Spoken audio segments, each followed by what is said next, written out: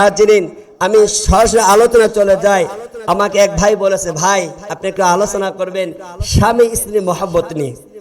ইনশাআল্লাহ আমি এইভাবে আলোচনা করব। তবে আপনাদেরকে বলি, এই যে দুনিয়াতে যত মানুষ আছে, আল্লাহ পাক দুই শ্রেণীর সৃষ্টি করেছেন, নর ও নারী। নর ও নারী। এই দুনিয়াতে আমি আসছি, আপনি আসছি কিসের মাধ্যমে? মায়ের মাধ্যমে, বাবার মাধ্যমে। এই মা বাবা যদি আমাদেরকে যদি জন্ম না দিত, আমরা এই সুন্দর দুনিয়াতে মুখ দেখতে পারতাম? কেউ পারতাম না। আজকে মা বাবার মাধ্যমে আমরা দুনিয়াতে এসেছি। এরপর আমরা বড় হয়েছি, বড় হওয়ার পর আমরা বিবাহ করি। এই বিবাহ করার মাধ্যমে আমাদের স্ত্রী আসে, এরপর স্বামী স্ত্রী মিলনের মাধ্যমে আমাদের সন্তান হয়। এই সন্তানের কিছু আদব কায়দা আছে, কিছু করণীয় আছে, বর্জনীয় আছে। সম্মানিত হাজিরিন, তার মধ্যে এক নম্বর হলো সন্তান কিছু হকের মধ্যে এক নম্বর হক হইল, সন্তান যখন দুনিয়াতে ভূমিষ্ঠ হবে, সর্বপ্রথম ওই সন্তান কানে আজান দেওয়া। বলেন তো কি দেওয়া? আজান দেওয়া। মুসলমান ভাইরে আমার, কথাগুলো দিল দিয়ে বুঝবেন। বিশ্বনবী পয়গম্বর সাল্লাল্লাহু আলাইহি সাল্লাম বলেছেন, একজন সন্তান যখন জন্মগ্রহণ করে, আল্লাহ তার জন্য জান্নাত এবং জাহান্নাম দুটাই হয়। আমি যে সূরা মুলুক থেকে একটি আয়াত পাঠ করেছি, যে আয়াতের মধ্যে আল্লাহ পাক সুবহানাহু ওয়া তাআলা জাহান্নামের আলোচনা করেছেন। ইনশাআল্লাহ বিষয়ে আমি পরে যাব।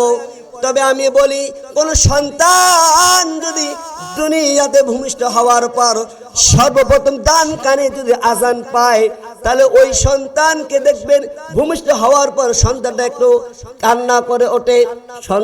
সন্তানটাকে শয়তান ওই সন্তানকে খোঁচা মেরে, কিন্তু যখন তার কানে আজান পড়ে, বাম কানে যখন একামত শব্দগুলো পেয়ে যায়, ওই সন্তান শয়তানকে বলে, এ আমার সাথে আমি একা নই, আমি সর্বপ্রথম আমার কানে আওয়াজ বেজেছে, সুতরাং তুমি যতই খোঁচা মারো, আমি সন্তান তোমার শয়তানের পথে, তোমার পথে আমি চলবো না।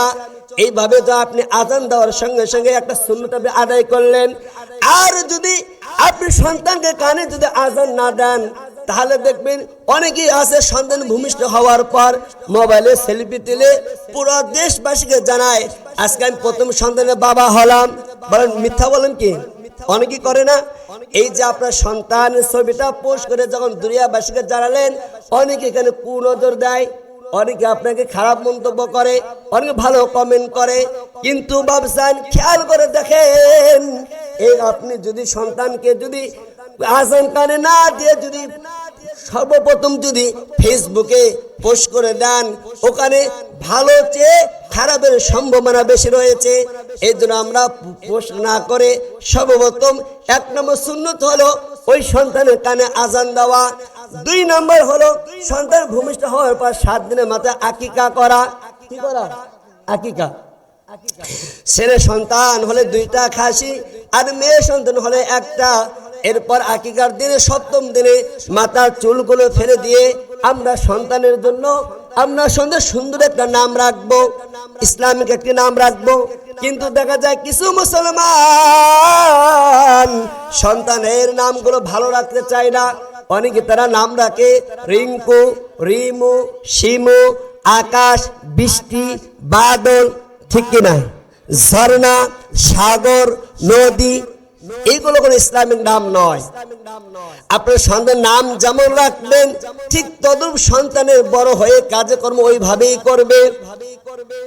একটা ঘটনা এসেছে, উমর ফারুক রাদিয়াল্লাহু তাআলা আনহুর জামানায় একজন ব্যক্তি আসিয়া বলে, ওগো খলিফাতুল মুসলিমিন, আমার সন্তান আমাকে দেখতে পারে না। অনেকে বলে না যে আমার সন্তান আমাকে মারে, পেটায়। কেন পেটায় জানেন? আপনি আপনার সন্তানের হকগুলো আদায় করেন না ছোটবেলায়, আর বড় হয়েছে, আর আপনি চান যে আমার সন্তান আমার জন্য কি করুক। কেমনে করবে ভাই? আপনি তো আপনার সন্তানের হকগুলো আদায় করেন নাই। এ মারা যারা মুসলমান, শুনে যাও, কোরআন হাদিসের মান। যদি থাকেন মন দিয়ে শুনেন, আপনাদের বাড়িবে ঈমান। আল্লাহ পাক সুবহানাহু ওয়া তাআলা এর বদলে আপনাকে দিবেন জান্নাতে স্থান। চিল্লা বলেন সুবহানাল্লাহ। মুসলমান ভাইরে আমার, যেটা বলতেছিলাম, আপনার সন্তান সুন্দর একটা নাম রাখবেন। নাম হবে বুখারী শরীফের মধ্যে রয়েছে, নামের মধ্যে, ছেলেদের নামের মধ্যে সর্বপ্রথম উত্তম নাম হইল আব্দুল্লাহ। কি নাম বলেন তো? আব্দুল্লাহ। দ্বিতীয় নাম্বার নাম হইল আব্দুর রহমান। মানে এই নামগুলো যে আমরা চয়ন করে দেই, অনেকে বলে যে হুজুর এগুলো না চাচা বাবাদের নাম। কি বলে? ডিজিটাল নাম দেন, ডিজিটাল নাম। ডিজিটাল নাম যদি নিবার যান, তাহলে আপনার সন্তান ডিজিটাল মার্কা হবে, হয় না? এখনকার সন্তানেরা মোবাইল ছাড়া ভাতই খায় না, তার ডিজিটাল মার্কা হয়ে গেল। কিন্তু বাবজান, নাম রাখতে হবে নবী আলাইহিস সালাতু ওয়াস সালামের নামের মধ্যে নাম রাখতে হবে সাহাবা কেরাম রাদিয়াল্লাহু রিজওয়ানুহুম নামদের মধ্যে খলিফা এবং বড় বড় সাহাবীদের নাম রাখবেন। ওমর, আবু বকর, আবু সিদ্দিক এবং আলী কাররামাল্লাহু নামের নাম রাখবেন। নাম রাখার পর তৃতীয় নম্বর ধাপ হইল আপনার সন্তানকে ইলমে দ্বীন শিক্ষা দেওয়া, অর্থাৎ মালাধার মদিনাতুল উলুম কওমি হাফিজা মাদ্রাসাতে। এখানে হাফিজিয়ার মাদ্রাসা রয়েছে, হিফজখানা রয়েছে, এখানে মুনারি রয়েছে, মুক্তব রয়েছে। আপনার সন্তান যদি হাফেজে কোরআন হয়, আলেম রব্বানি হয়, তাহলে দেখবেন এই সন্তান বড় হয়ে আপনার জন্য দরজায় গিয়ে যে আপনাকে বুড়া বলে ডাকবে না। অনেকে সন্তান এমনও আছে বুড়া বলে ডাকে, বুড়ি করে ডাকবে, ডাকবে না। এ বাংলার মুসলমান, আপনার সন্তানকে কোরআন কারীম তেলাওয়াত দিতে হবে। বিশ্বনবী পয়গম্বর সাল্লাল্লাহু আলাইহি সাল্লাম হাদিস শরীফের মধ্যে বলে দেন, তালাবুল ইলমি ফরিদাতুন আলা কুল্লি মুসলিম আও মুসলিমাতিন। রাসূল আকরাম সাল্লাল্লাহু আলাইহি সাল্লাম হাদিসের মধ্যে বলে দেন, প্রত্যেকটা নর নারীকে ইলমে দ্বীন শিক্ষা করা ফরজ। অর্থাৎ নামাজ পড়া যেমন ফরজ, হজ করা যেমন ফরজ, যাকাত দেওয়া যেমন ফরজ, প্রত্যেকটা ইলমে দ্বীন শিক্ষা দেওয়া, অর্থাৎ আপনার সন্তানকে এই কোরআনের শিক্ষা দেওয়া যেমন ফরজ। চিল্লা বলেন সুবহানাল্লাহ। এরা সবাই জিকির করেন আল্লাহ আল্লাহ। যারা পিছিয়ে আসেন, যারা সামনে আসেন, একটা সময় আপনারা সবাই চাপে চাপে আসেন, সবাই জিকির করেন আল্লাহ আল্লাহ। সবাই জবান খোলেন আল্লাহ আল্লাহ আল্লাহ। লা ইলাহা ইল্লাল্লাহু মুহাম্মাদুর রাসূলুল্লাহ। সবাই সাল্লাল্লাহু আলাইহি ওয়াসাল্লাম। সম্মানিত হাজিরিন, আমি আপনাদের সামনে বলতেছিলাম, একজন সন্তান বড় ইলমে দ্বীন হাসিল হয়ে গেল। এবার আপনার সন্তানকে ইলমে দ্বীন দেওয়ার পরে আপনাদেরকে কি করতে হবে? আপনার সন্তানকে বড় হওয়ার পরে বিবাহ শাদী, অর্থাৎ তাদের জায়গাগুলো পৃথক করে দিতে হবে। বালেক ছেলেদেরকে আলাদা করে দিতে, বালেক নারীদেরকে আলাদা করে দিতে হবে। একটা মাসআলা শুনেন, 10 বছর সন্তান হওয়ার সঙ্গে সঙ্গে ওই সন্তানের বিছানাগুলো আলাদা করে দিতে হবে।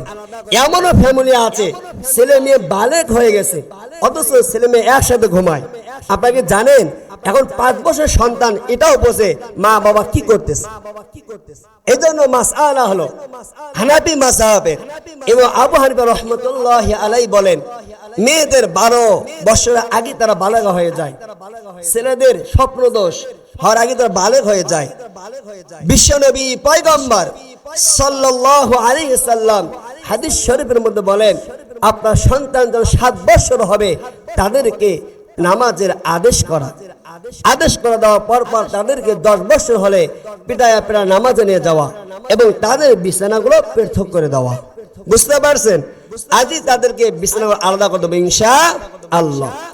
সম্মানিত হাজিরিন, আমি এবার চলে যাব আপনার সন্তান বড় হয়ে যাও বা বালেগ হওয়ার পর এদের বিবাহের ব্যবস্থা করে দেওয়া।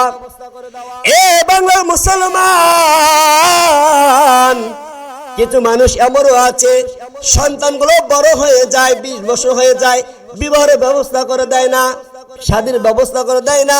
আপনার সন্তানগুলো গুনাহ করতে থাকে, আপনি কি খেয়াল করেছেন আপনার সন্তান বালেগ হওয়ার পর বিবাহ উপযুক্ত হওয়ার পর যদি বিবাহ সাথে না করান, এই সন্তান যতদিন গুনাহ করবে এই গুনাহগুলো মা বাবার আমল নামে যুক্ত হবে। কন্যা আউযুবিল্লাহ।